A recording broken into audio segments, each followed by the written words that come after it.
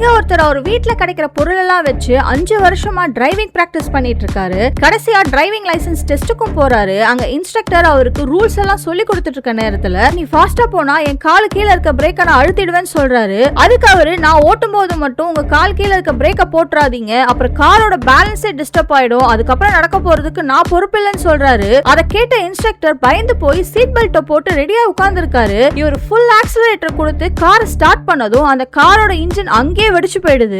Instructor அவரோட test cancel பண்ணி அனுப்பிடுறாரு. அடுத்த நாள் அதே இன்ஸ்ட்ரக்டரை பார்த்து நேத்து நடந்ததுக்கு சாரி சொல்லிட்டு அவர் இன்ஜின் டேமேஜ் ஆனதுக்கு காசும் கொடுக்கறாரு. ஒரே ஒரு சான்ஸ் மட்டும் கொடுங்கன்னு ரொம்ப கெஞ்சு கேட்கவும் அந்த இன்ஸ்ட்ரக்டரும் சரின்னு இவருக்கு அலோ பண்றாரு. இந்த டைம் கரெக்டா காரை ஸ்டார்ட் பண்ணி எல்லா டெஸ்ட்லயும் இவர் பாஸ் ஆயிடுறாரு. ஆக்சுவலா இவர் ஒரு ராலி ரேசர். 5 வருஷமா தொடர்ந்து கார் ரேசிங்ல சாம்பியன் பட்டம் வாங்கினவரு. ஆனா அவரோட பண தேவைக்காக இல்லீகலா ட்ரிஃப்ட் ரேசிங் பண்ணி போலீஸ் கிட்ட மாட்டி 5 வருஷத்துக்கு அவரோட கார் லைசன்ஸ புடுங்கி வச்சிடுறாங்க.